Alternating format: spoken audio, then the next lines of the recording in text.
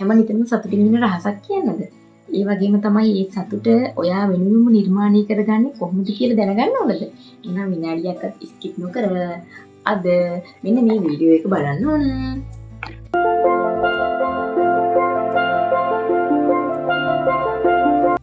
Hi යාළුවනේ, ඔයගලන් අතරින් පිළිගන්නවා මගේ YouTube channel එකට. අද අපි බලමුද ඔයාගේ සතුට ඔයාම හොයාගන්න විදියක් ගැන.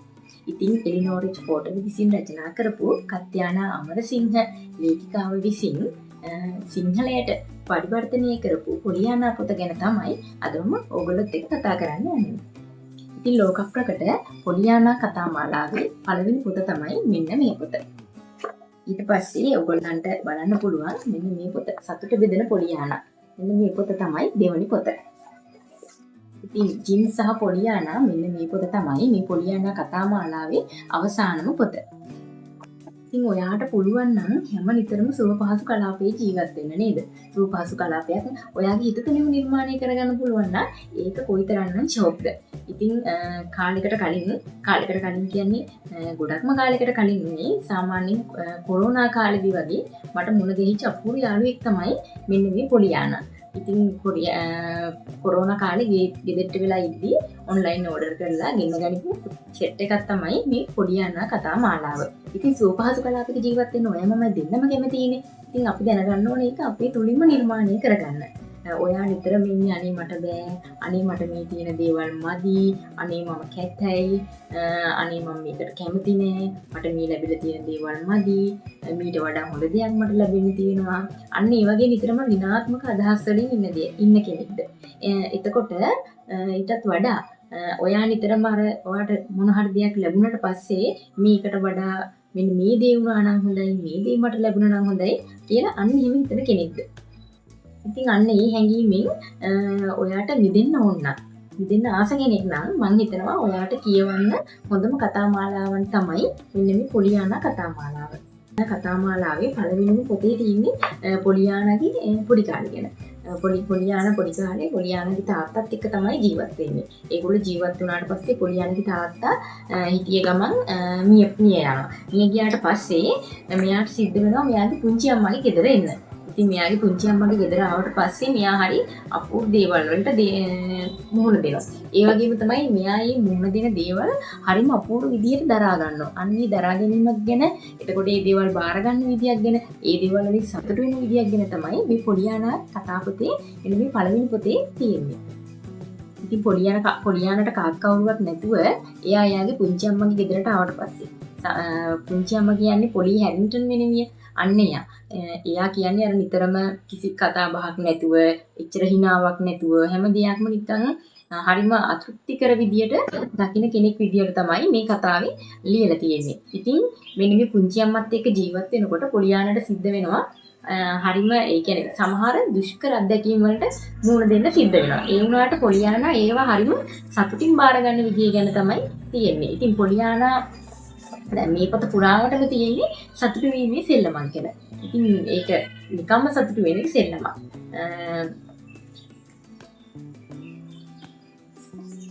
ඉතින් පොලියානා එයාගේ ජීවිතේ එයාට සිද්ධ වෙන ඒ දුක්ඛම් කටළු වලින් නිකම්ම සතුටු වීම, ඉබේම සතුටු වෙන හේතු හොයා ගන්නවා. ඉතින් දැන් මේකේ මුලින්ම එයා කියනවා එයා මේ සතුටු වීමේ සෙල්ලම කොහොමද හොයාගත්තේ කියලා. මම ඔයගලන්ට කියන්නම්.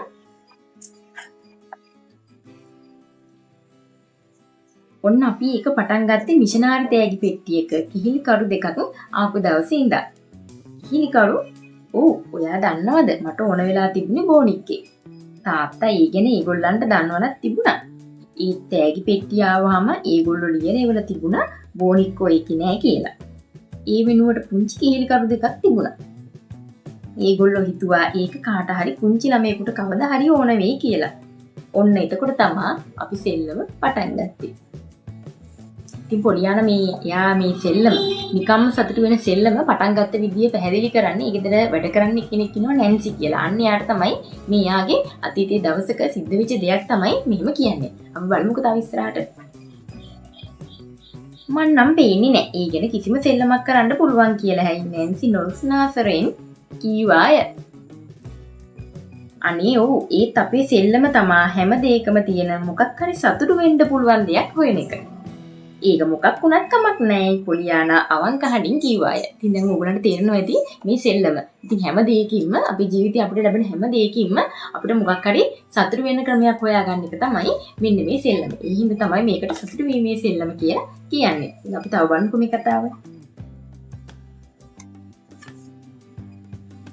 ඒ හින්දා අපි මේ සෙල්ලම කිහිල කරුවරින්ම පටන් ගත්තා. අනේ දෙයනේ මට නම් සන්තෝෂ වෙන්න පුළුවන් කිසිම දෙයක් පේන්නේ නැහැ. ඔයාට බෝනික්ෙක් ඕන වෙලා තියෙදි කිහිලිකරු හම් වෙනකොට අපිට උනත් ඉතින් බෝනික්ෙක් ඕන වෙලා තියෙනකොට නිකන් වැඩකරම නැති දෙයක් හම්බුනාට පස්සේ අපිට දුක හිතෙනවනේ. පොලියානා උඩි ගැසුවාය. අන්න ඒක තමයි. ඇය කෑ ගැසුවාය. මටත් ඒ වෙලාවේ ඒක පෙනුනේ නෑ නෑන්සි. ඇය එකතු කළාය. තාත්තා තමයි මට ඒක කියලා දුන්නේ. හොඳයි. එහෙනම් මට කියලා දෙන්න. ඔයා හොඳටම නොවිසිල්ලෙන් සිටි නැන්සි කීවාය. එහෙනම් නැන්සි කියනවා ඔයා එහෙනම් මට කියලා දෙන්නකෝ. අනේ දෙයියනේ ඇයි ඔයාට කිහිලිකරු ඕන නැති එක ගැන හිතලා සන්තෝෂ වෙන්නකෝ.